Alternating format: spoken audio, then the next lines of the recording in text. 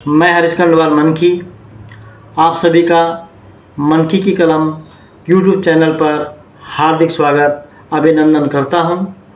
आप सभी को घी संग्रांद की हार्दिक शुभकामनाएं। आज इस वीडियो में मैं उत्तराखंड के लोक पर्व घी संग्रांद के बारे में बताने जा रहा हूं। आशा है कि आपको अच्छा लगेगा, आप अंत तक बने रहिएगा। आइए जानते हैं उत्तराखंड के लोक पर्व घी संग्रांद के बारे में यह महत्वपूर्ण जानकारी। उत्तराखंड के पहाड़ी समाज की आजीविका लोक संस्कृति से जुड़ी हुई है। यहाँ के निवासियों के द्वारा हर माह में लोक पर्व मनाने की परंपरा रही है। मूलतः पहाड़ी समाज आदिवासी समाज रहा है।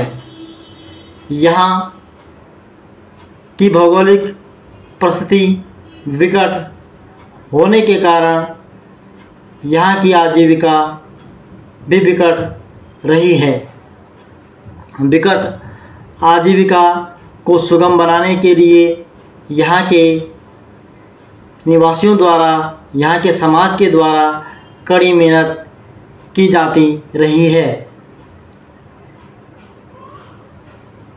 अतः जीवन में मनोरंजन के महत्व को सीधे लोक पर्वों से जोड़ दिया गया।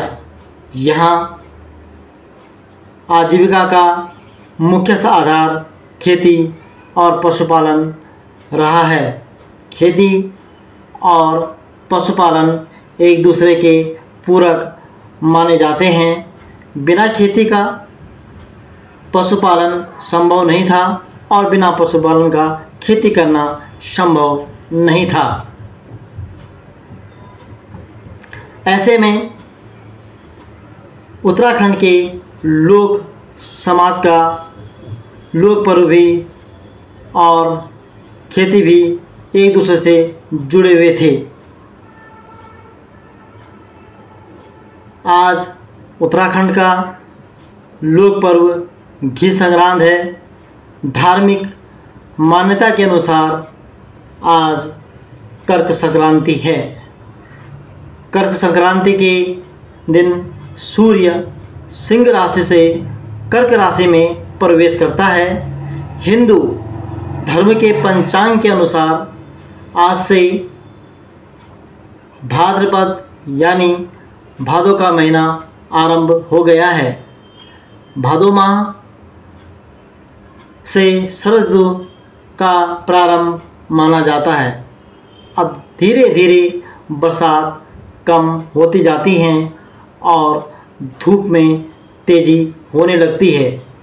इस माह में धान और मंडुआ पर बाली आनी शुरू हो जाती है और झंगोरा पकने लग जाता है। भादों के माह में सबसे अधिक गर्मी पड़ती है।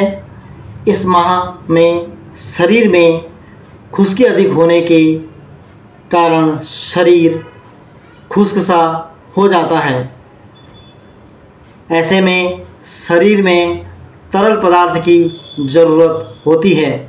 सावन माह में दूध, दही और घी को वर्जित माना गया है। भादो महीने से पुनः घी दूध का सेवन करना प्रारंभ हो जाता है।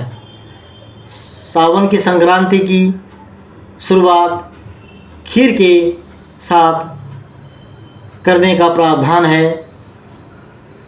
वहीं भाद्रपद की संक्रांति का आरंभ घी संक्रांति से होता है। घी खाने से किया जाता है। घी के सेवन से जहाँ शरीर की खुश्की मिट जाती है वहीं शरीर बलिष्ठ होता है। आज के दिन लोग भरी रोटी को भी घी में डुबोकर खाते हैं। कुछ घी शरीर पर और विशेषकर हिंदू लोग अपनी चोटी या सिर पर मलते हैं। इसी के साथ काश्तकार किसान आज के दिन अपने बैलों को घी पिलाता था। बैलों को घी पिलाने के पीछे बहुत बड़ा वैचारिक तर्क रहा है। बैलों को घी क्यों पिलाया जाता है, इसके बारे में मैं आगे बता रहा हूँ। भादो माह में किसान अपने पशुओं को जो गोट में रहते थे ऐसे खेतों में ले जाते थे जिन पर साल भर से हल नहीं लगा होता था। ऐसे खेतों में गोट को ले जाया जाता था। यहाँ लगभग 1 माह तक गोट रहती थी। उसके बाद धान और झंगोरा कटने के बाद गेहूं बोने से पहले खेतों में गोट ले जाई जाती थी ताकि खेतों को खाद, पानी और मिट्टी में उर्वरकता बनी रहे। साथ ही खेतों में गोट रहेगी तो हल लगाने और बरसाती झाड़ी की साफ सफाई भी हो जाती थी। साल भर बंजर पड़े खेतों में हल लगाना मुश्किल होता है क्योंकि वहाँ पर दूब, घास जमी होती है। घास की जड़ें होती हैं। ऐसे में हल जोतने के लिए मजबूत और अनुभवी बैलों की आवश्यकता होती थी। बैलों को हल खींचने में समस्या ना आए इसलिए उन्हें आज के दिन घी पिलाया जाता था। उनके सींगों पर भी घी लगाया जाता था और इसी के साथ ही आज घी संक्रांति के दिन लोग अरबी के पत्तों का पतिउड़ बनाकर घी के साथ खाते हैं। मूल रूप में यह त्यौहार पशुओं और खेती से जुड़ा लोक पर्व है। गाय भैंस को हमारे पहाड़ी समाज में खरक कहा जाता था। उस समय किसान की जमा पूंजी पशु और खेती ही होती थी। एक खरक में लगभग 40 से अधिक पशु रहते थे। गांव में जिन घरों में यदि किसी के यहाँ घी नहीं होता था तो गांव के लोग उस परिवार को एक एक कटोरी घी श्रद्धा भाव से देकर आते थे ताकि पर्व के दिन वह घी से वंचित नहीं रहे। यह हमारे समाज की आपसिक सामाजिक व्यवस्था का एक ताना बाना था। आज समाज में बदलाव आया है। खान पान, रहन सहन सब बदल गया है।